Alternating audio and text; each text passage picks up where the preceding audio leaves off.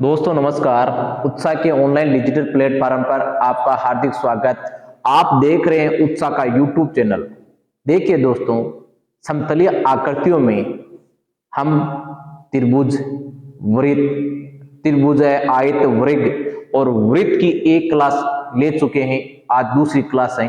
देखिए, एक वर्ताकार जिसका क्षेत्रफल दे रखे हैं हमें ये पाई के रूप में, किसमें दे रखा है दोस्तों? पाई, 64 पाई, 0.64 पाई वर्ग मीटर है। 1.408 किमी की लंबाई तक घूमती है। इसके द्वारा लगाए गए चक्रों की संख्या आपको निकालनी है। देखो, घूमने का बात करें तो आप दिशा की परिधि निकालो, और परिधि का सूत्र दोस्तों क्या होता है? 2 पाई आर होता है। तो 2 पाई हो, परिधि हमें दे रखी है 0.64 पाई, और क्षेत्रफल दे रखा है दोस्तों। हमें दे रखा क्या है? क्षेत्रफल दे रखा है। तो क्षेत्रफल दोस्तों हमें दे रखा है 0.64 पाई, और सूत्र होता है पाई आर स्क्वायर, 0.64 पाई। अब क्या करना है? पाई से पाई तो काट दो और इनका वर्गमूल निकाल लो दोस्तों। और वर्गमूल कितना आएगा? 0.8 आएगा। कितना आएगा दोस्तों? 0.8। हमें क्षेत्रफल दे रखा है 0.64, तो क्षेत्रफल पाई आर स्क्वायर होता है। पाई से पाई कैंसिल हो जाएगा, आर का मान आएगा 0.8। अब हमें क्या पूछा कि 1.408 किमी की लंबाई तक घूमती है। अब निकालनी है दोस्तों परिधि। तो ये कितने किलोमीटर है? ये किलोमीटर में दे रखी है 1.408। तो परिधि निकालेंगे 2 पाई आर, 2 इंटू 22/7 और 0.8 से गुणा करवा दो। पॉइंट हटाएंगे तो 10 आ जाएगा। तो इनको गुणा कर दो। आप कट रहे, कोई मान नहीं कट रहे हैं तो कोई बात नहीं। 8 दूनी 16, 16 दूना 32 और 32 से 3 ये आ रही है दूरी। कितनी आ रही है?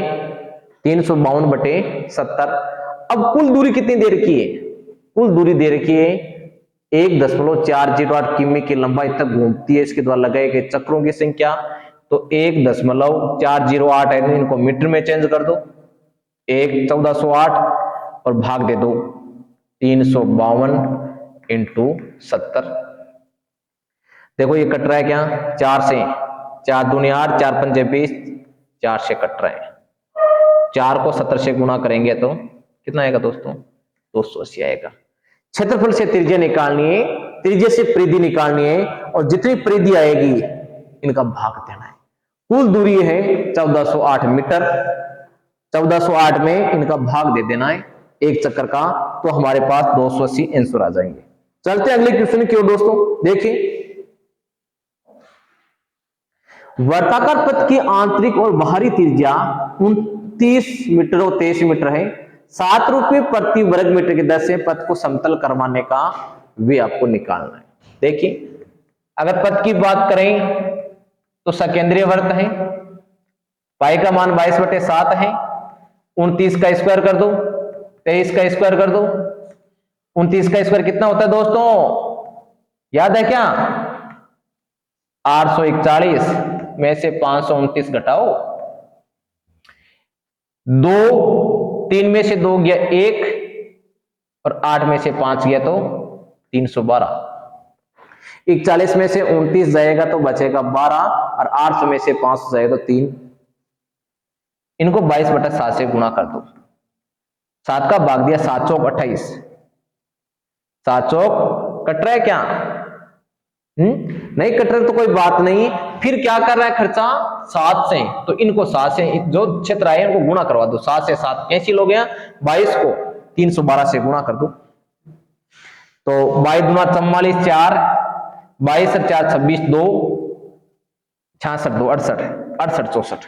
ये लो, क्योंकि 7 रुपये प्रति मीटर के समतल कराना है तो 7 से हम गुणा कर देंगे। नहीं कट रहा है तो 7 से 7 कैंसिल, 22 को 312 से गुणा करना है, 6864 आपके आंसर आएंगे। इसी प्रकार चलते हैं अगले क्वेश्चन की ओर। देखिए, यदि किसी वर्ग की त्रिज्या 11% कम कर दी जाती है तो क्षेत्रफल में कितने प्रतिशत की कमी होगी? दोस्तों जब 100 से क्षेत्रफल होता है पाई आर स्क्वायर, आर कितनी बार लिखेंगे? 2 बार।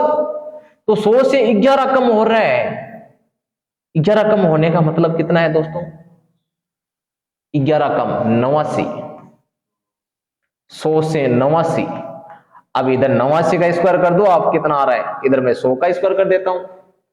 दोस्तों 89 का जब स्क्वायर करते हैं तो ये ध्यान रखो, ये 100 से कितना कम है? 11, और 11 कम और कर दो 22, 22 कम करने का मतलब 78, और 11 का स्क्वायर 121, यानी 79, 79। अब बताओ कितना कम है? आप ही बता दो, ये पॉइंट लगा दो।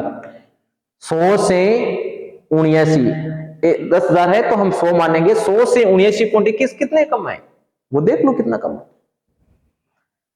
80 यानी 20 पॉइंट है 79। आपका बी ऑप्शन बिल्कुल सही है। कितना कम है? 20.79। चलते इसी प्रकार अगले क्वेश्चन की ओर दोस्तों। देखिए 14 नंबर है, एक वर्ग का क्षेत्रफल परिधि ज्ञात करें 14 सेमी, यानी परिधि 44/7।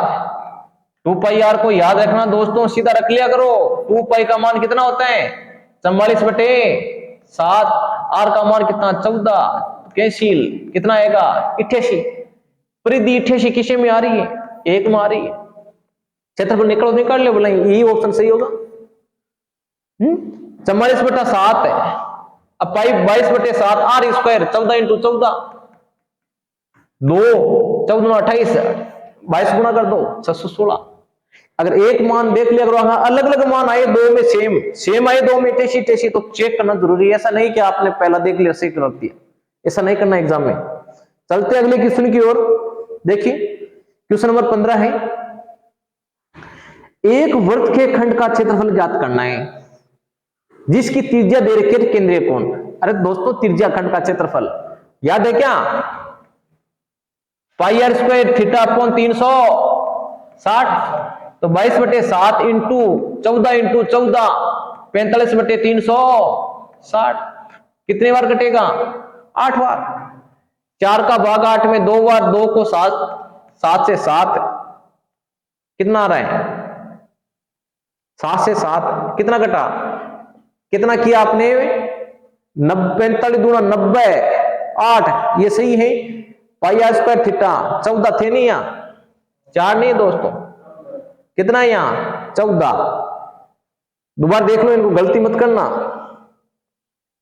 22/7 इंटू 14 × 14 इंटू 45 है। जल्दीबाजी में कोई क्वेश्चन गलत मत कर देना। 8 तो 8 काटेंगे तो 2 से कटा 7, 2 से कटा 7, 2 से कटा 11, 7 से 7 कैंसिल, 77 आएगा। कितना आएगा दोस्तों? 77। चलते हैं अगले क्वेश्चन की ओर। देखिए 16 नंबर क्वेश्चन करने की कोशिश करें आप। एक पहिया एक चक्कर में 1100 सेमी की दूरी तय करता है। एक पहिया एक चक्कर में 1100 सेमी की दूरी तय करता है। पहिया का व्यास कितना है? आप त्रिज्या निकालने, परिधि दे रखी है। क्या दे रखी है दोस्तों? परिधि। मैंने अभी कहा था 44/7, कहा था 44/7 गुणा आर का मान दे रखा है 1100। काट दो। 11 का भाग कितनी बार जाएगा? 4 बार। 4 का भाग 100 में कितनी बार जाएगा? 25 बार। आर बराबर 25 को 7 से गुना कर दो, कितना आएगा? 175। हमें व्यास निकालना है तो 175 का डबल कर दो, डबल करेंगे तो कितना आएगा? 350। बिल्कुल सही है। चलते हैं अगले क्वेश्चन की ओर। देखें